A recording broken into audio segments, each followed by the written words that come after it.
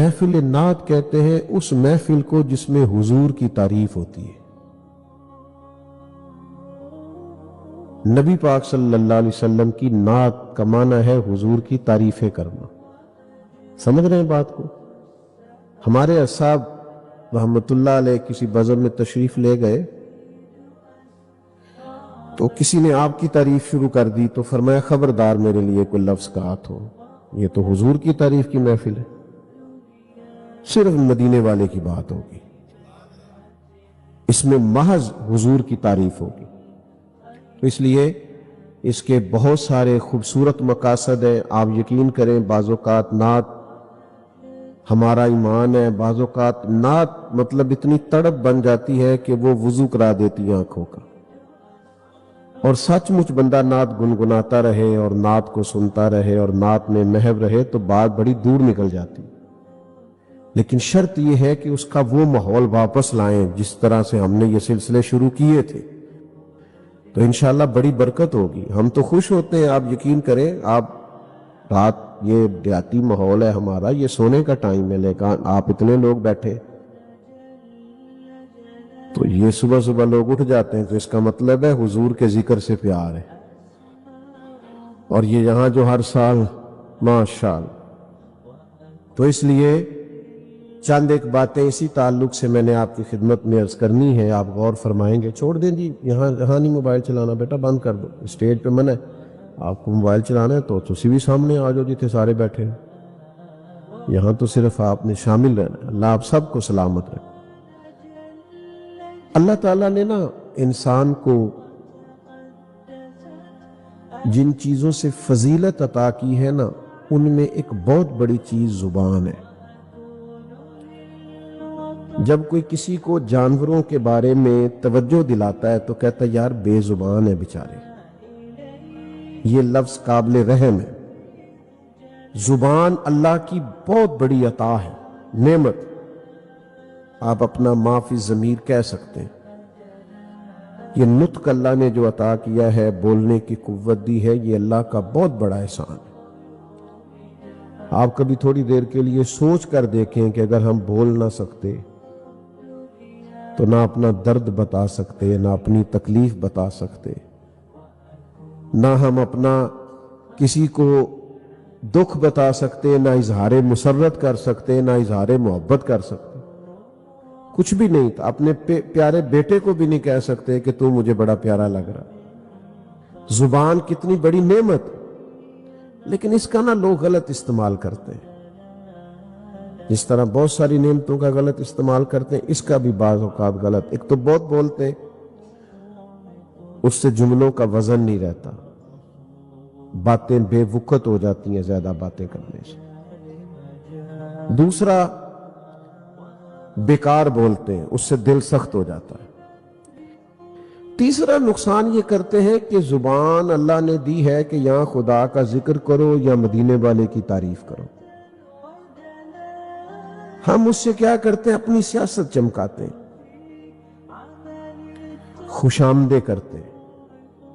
سچ بتاؤں، جس کی لوگ چاپلوسی کر رہے ہوتے ہیں پتہ اسے بھی چل رہا ہوتا ہے کیا تو لگا ہے یہ سارے نال ہی انج، یہ ہے ہی انج دا، تو وہ سمجھ رہا ہوتا ہے کہ میں کام نکال رہا ہوں۔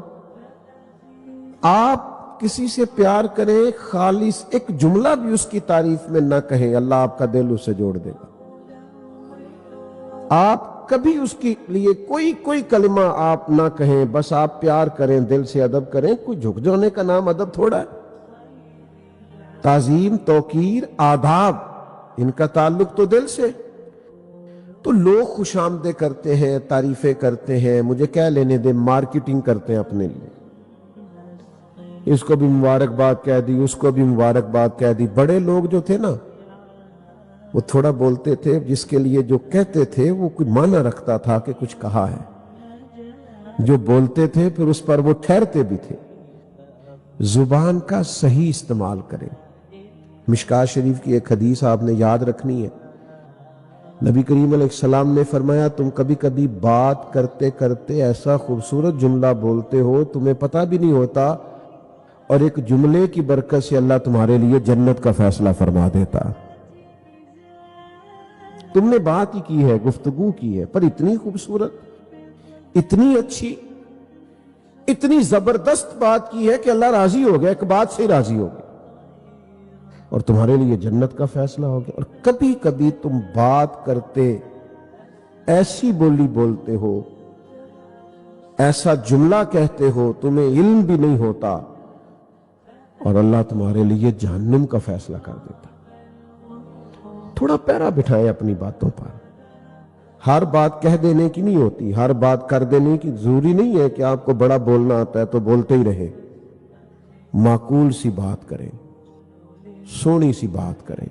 کرنے کو تو مدینے والے کی بات کریں، حضور کی تعریف کریں.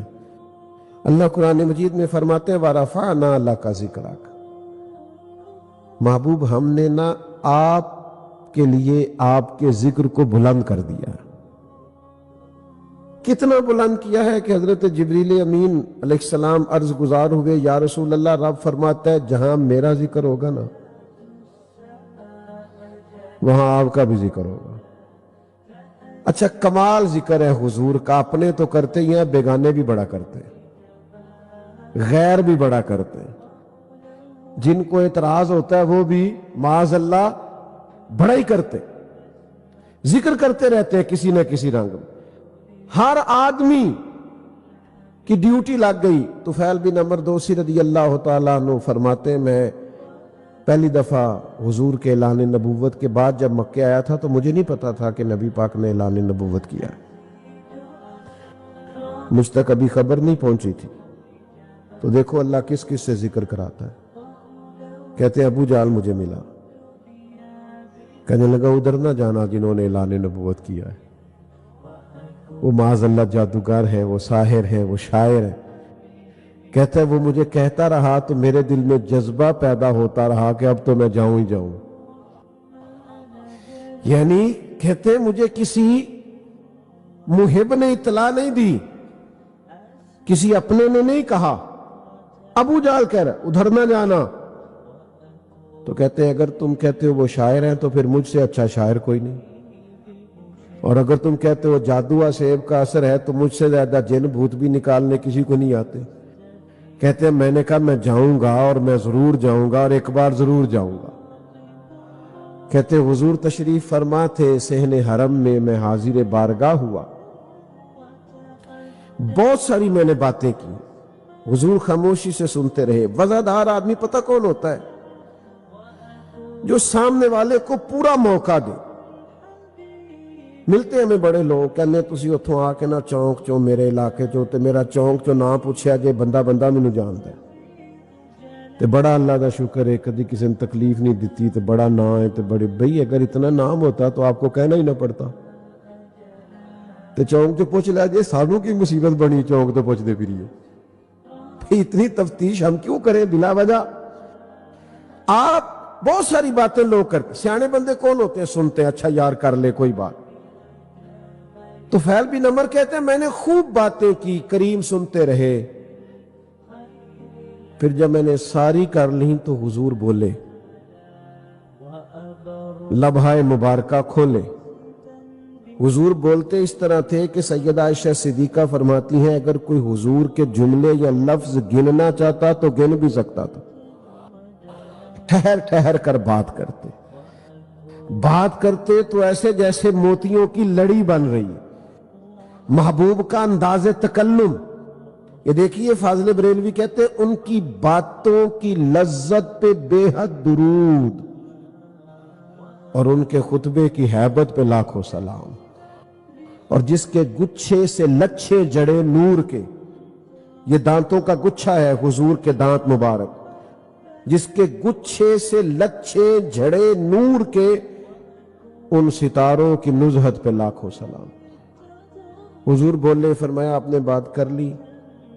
میں نے کہا کر لی. فرمایا میں بھی کچھ کروں؟ کہا کیجئے. تو فرماتے ہیں بس حضور نے سورہ فاتحہ ہی پڑھی اور میں نے پوچھ لیا یا رسول اللہ یہ کس کا کلام ہے؟ فرمایا اس رب کا جس کا میں رسول بن کے آیا ہوں. تو میں نے کلمہ پڑھ لیا. نبی کریم کا ذکر تو غیر. یہ ایک ہندو کا شعر ہے. کس نے ذروں کو اٹھایا اور صحرا کر دیا، کس نے قطروں کو ملایا اور دریا کر دیا، یہ کس کی حکمت نے یتیموں کو کیا در یتیم اور غلاموں کو دنیا بھر کا مولا کر دیا. یہ ہندو کا شعر. ایک سکھ ہے، بہت تعریف لکھی اس نے نبی پاک علیہ السلام، بہت. تو آپ کو پتہ ہے نا، بعض مسلمان بھی بعض ایسی باتیں کرتے ہیں جو بعض اوقات حکمت سے خالی ہوتی ہے. کہنے لگا تو تعریفیں کرتا ہے حضور کی تو کلمہ کیوں نہیں پڑھتا؟ اس نے کہا توفیق آئے گی پڑھیں گے. کہا پھر تو تعریفیں کرتا جاتا ہے اور کلمہ پڑھتا نہیں؟ تو اس نے شاعر لوگ جو ہوتے ہیں وہ تو کسی وقت بھی شعر آ جاتا ہے. جب کہا تو تعریفیں کرتا ہے حضور کی کلمہ نہیں پڑھتا، تو اس نے کہا اس پر بھی شعر سن لو. کہنے لگا عشق ہو جائے کسی سے کوئی چارہ تو نہیں، عشق ہو جائے کسی سے کوئی چارہ تو نہیں، اور صرف مسلم کا محمد پہ اجارہ تو نہیں. وہ تو عالمین کے رسول ہیں. انہیں کہا تو اڑی جارے داری ہے کہ تم تعریف نہیں کرنے دو گے، ہم کریں گے نا تعریف، ہمیں پیار ہے نا مدینے والے محبوب سے. عشق ہو جائے کسی سے کوئی چارہ تو نہیں، صرف مسلم کا محمد پہ اجارہ تو نہیں. میرا دل کرتا ہے میں مدینے والے کی نعت کہوں. وہ کہنے لگا میں تڑپتا ہوں رات کو، جی چاہتا ہے ان کی تعریف کروں. ان کی مہک نے دل کے غنچے کھلا دیے، وہ جس راہ چل دیے ہیں کوچے بسا دیے. میرے عزیز حضور کی تعریف کریں، نبی پاک صلی اللہ علیہ وسلم کا ذکر کریں. مجھے معاف کیجئے گا، ہمیں بڑی باتیں آتی ہیں، ہم باتوں میں کسی کو جیتنے نہیں دیتے. ہمیں بڑے جملے آتے ہیں، بڑی مثالیں آتی ہیں، بڑی کہاوتیں یاد کر رکھی، بڑا کچھ ہمیں پتا ہے. لیکن حضور علیہ السلام کی تعریف میں دو باتیں کرنی پڑ جائے، سیرت کے دو پہلو بات کرنے پڑ جائے تو فٹافٹ بولتے ہو جی میں تیڈا پڑھے ہی نہیں. باقی آپ کو سارا ہی پتا ہے، باقی سب علم ہے، اور کریم کی بات کرنے کی بات آئی تو کہتا ہے میں پڑھا ہوا ہی نہیں ہوں. او خدا کے بندے،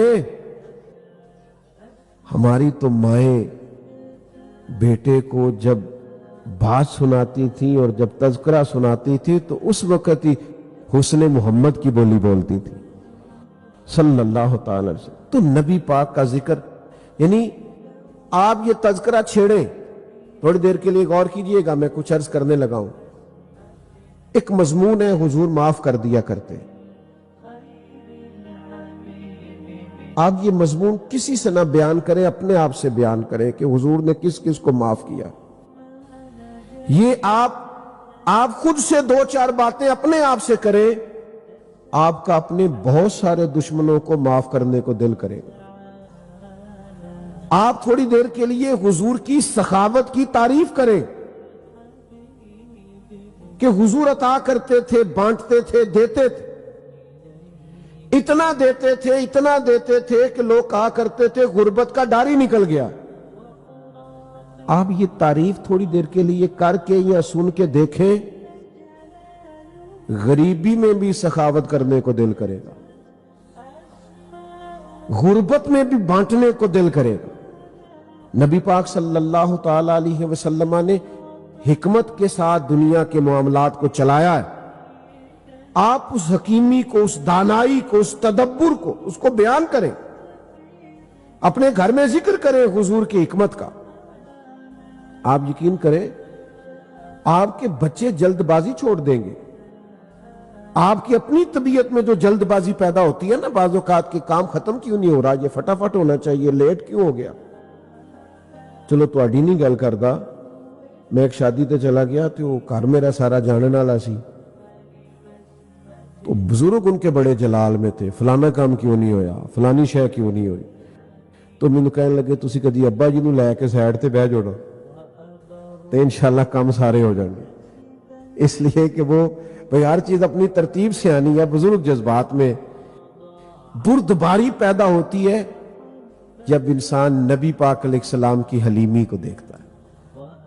ٹھنڈک پیدا ہوتی ہے، قرار۔ یار یہ ذرا دیکھو نا، 10 دن حضور رہے ہیں طائف میں، ان لوگوں نے پتھر مارے، کھانا تک نہیں پوچھا، عرب کی جو روایتی مہمان نوازی تھی وہ بھی نہیں کی، تو 7 غلام نے کہا حضور دعا کریں یہ سارے تباہ ہو جائیں۔ تو ذرا حلیمی دیکھیں حضور کی، نبی کریم دعا کرنے لگے، اس طرح بندہ کہتا نہیں کہ یہ بچہ نہ سمجھ ہے، اسے پتہ نہیں، سیانا ہوگا تو ٹھیک ہو جائے گا، تو یہ حضور کی حلیمی ہے نا۔ کریم فرمانے لگے یا اللہ انہیں ہدایت دے دے، انہیں پتہ ہی نہیں یہ کیا کر رہے ہیں، ابھی سیانے نہیں، انہیں سمجھ نہیں۔ یا رسول اللہ 10 دن قیام کیا ہے، غلام عرض کرتا ہے 10 دن قیام کیا ہے اور آپ پھر بھی یہ دعا کر رہے ہیں۔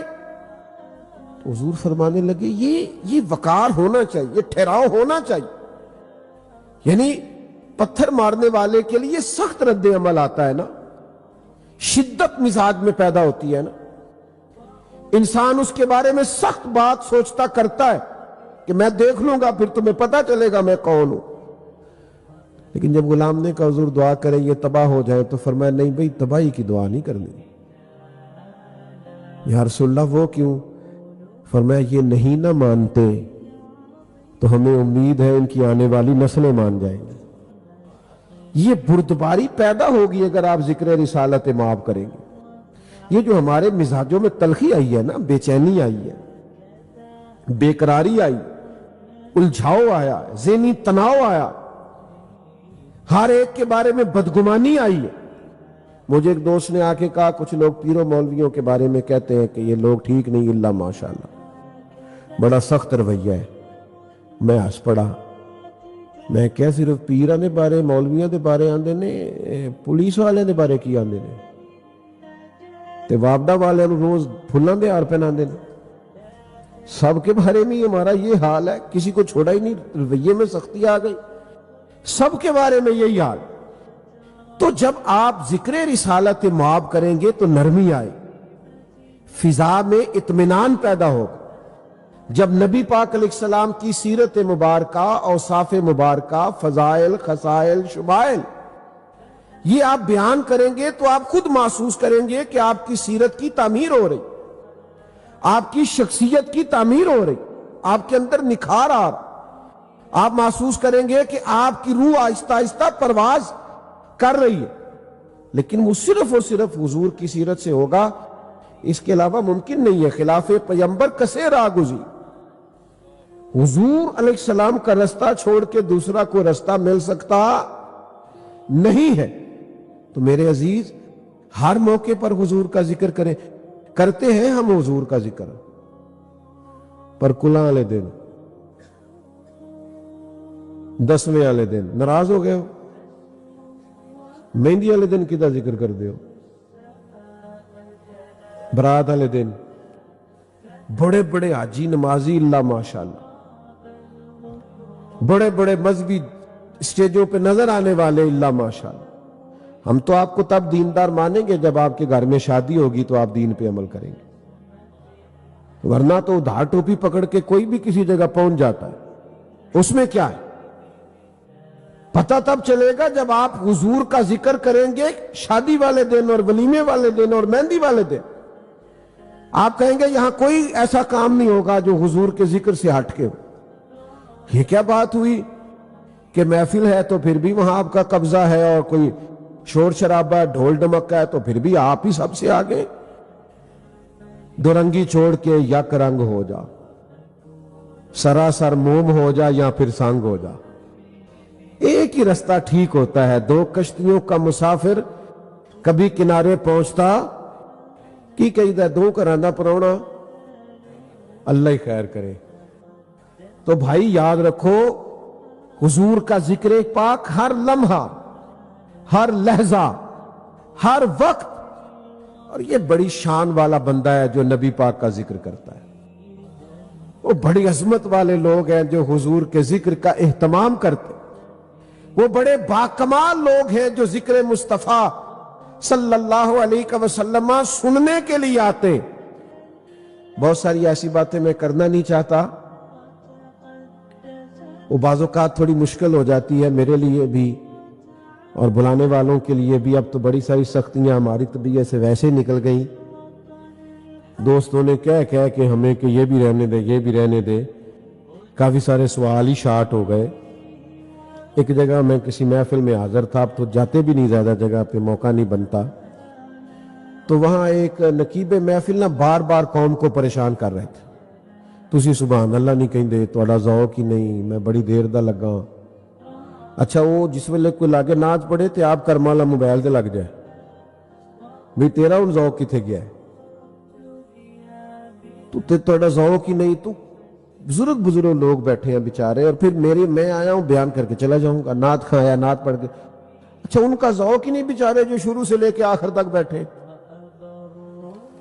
آپ نے ایک منٹ میں انسلٹ کر دی، سمجھا ہی نہیں آپ نے، تو بار بار کہے جا رہا ہے۔ میں انہوں نے کہا کرما لیا تو تے کچھ 4 پیسے لینے نے، اے مفت آئے نہیں سارے، تیرے نالوں زیادہ ذوق ہی ہے نا دا، یہ فری میں آئے ہیں حضور کے ذکر کی محفل میں، اس لیے ان کی شان زیادہ ہے۔ تو تھوڑا سا چیزوں کو تبدیل ہونا چاہیے، حقیقت پسند بنے۔ یہ کیا بات ہوئی کہ اگر کوئی آپ کے سامنے کلام نہیں کرتا، بات نہیں کرتا، تو اس کا مطلب یہ ہے کہ آپ جو چاہے مزاج میں آئے آپ بات کریں گے؟ حضور کا ذکر پاک بڑا معتبر کر کے اور بڑا پیارا کر کے، اور اس میں آپ ذوق لیں۔ میں نے جیسے عرض کیا نا، نعت میں ایک لذت ہے، نعت میں ایک کیف ہے۔ نعت تو کبھی کوئی پڑھتے پڑھتے سو جائے تو پتہ نہیں کہاں پہنچ جائے۔ نعت ادب کا وہ اعلیٰ مقام ہے، لیکن شرط یہ ہے کہ پڑھنے والا بھی اس میں کھو جائے اور سننے والا بھی اس کا لطف لینے لگے، پھر اس کے اندر کیف پیدا ہو جاتا ہے، سرور پیدا ہو جاتا ہے۔ لیکن اگر آپ میری طرف دیکھیے گا، اگر آپ نعت کے معیار کو نہیں سمجھتے، آپ نعت کی تعظیم کو نہیں سمجھتے، حضور کے ذکر پاک کی کیفیات کو نہیں سمجھتے، تو پھر اس کا مطلب یہ ہے کہ آپ اس خاص منزل تک کبھی پہنچے نہیں جو نعت سننے سنانے کی منزل ہے۔ علامہ اسماعیل حقی رحمۃ اللہ علیہ تفسیر روح البیان میں لکھتے ہیں، فرماتے ہیں جب جناب ابو بکر صدیق رضی اللہ تعالیٰ عنہ نے کلمہ پڑھا تھا تو یہ بریکنگ نیوز تھی بہت بڑی مکہ مکرمہ۔ آج کل تو خیر ہمارے چینل پہ ہر چیز ہی بریکنگ نیوز ہوتی ہے نا۔